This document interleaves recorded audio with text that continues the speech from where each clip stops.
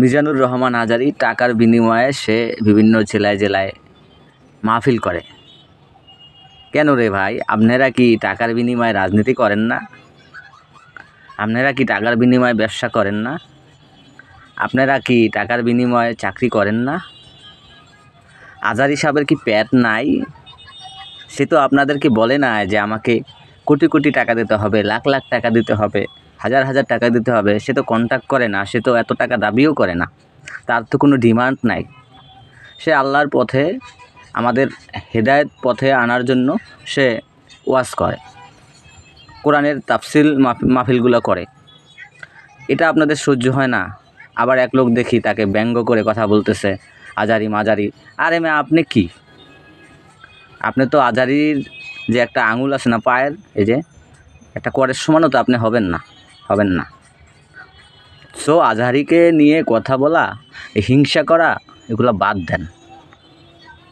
আজহারির মতো সমতুল্য আপনি হতে পারবেন না।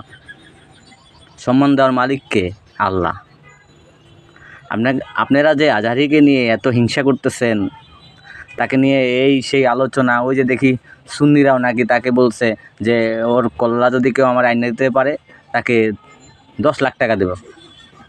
আরে ফহিনীর পুত, জিলাপি পাগলা, 1 টাকা 2 টাকার এই বক্তা, তোদেরকে বলতেছি, তোরা তো জিলাপি পাগলা, তোরা তো মাজার পূজারি, তোরা ভালোটা কি বুঝোস?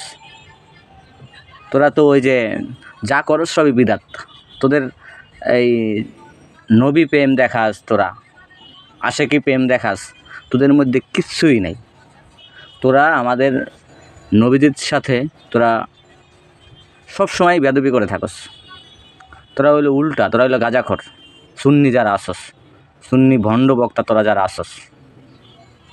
আবার দেখছি একজনে কয় আজহারির মাহফিল ভালো না, আজহারি এই সেই, আজহারিকে মাহফিল করতে দেবে না। আজহারি আবার বলে একদল খাইয়ে গেছে আর একদল খাবে। আরে ভাই, কারো নাম ধরে কইছে, কারো দলের নাম কইছে? সে তো কারো দলের নামও কয় নাই, কারো নাম ধরেও কয় নাই। এখানে বিভ্রান্তি হওয়ার তো কিছু নাই। জনগণ এখন বুঝে গেছে, জনগণ এখন প্রতিবাদ করতে পারে। আমরা যে দলই করি না কেন সেটা আমাদের ব্যক্তিগত বিষয়। আমরা সবসময় সতর্ক থাকতে হবে, আমাদের দেশপ্রেম থাকতে হবে, এই চাঁদাবাজি, চুরি, দুর্নীতিবাজি এগুলো থেকে বিরত থাকতে হবে। না হলে আমাদেরও ওই রকম হতে পারে, আওয়ামী লীগদের মতো অবস্থা হতে পারে। এটা আমাদের ফলো রাখতে হবে, এটা আমাদেরকে বুঝতে হবে। এইসব কথা কাদের গায়ে লাগবো? যারা চোর, যারা দুর্নীতিবাজ, যারা ডাকাইত, যারা ছিনতাইবাজ,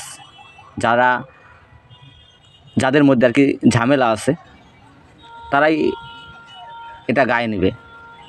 চোরের মনে পুলিশ, কথা বুঝছেন?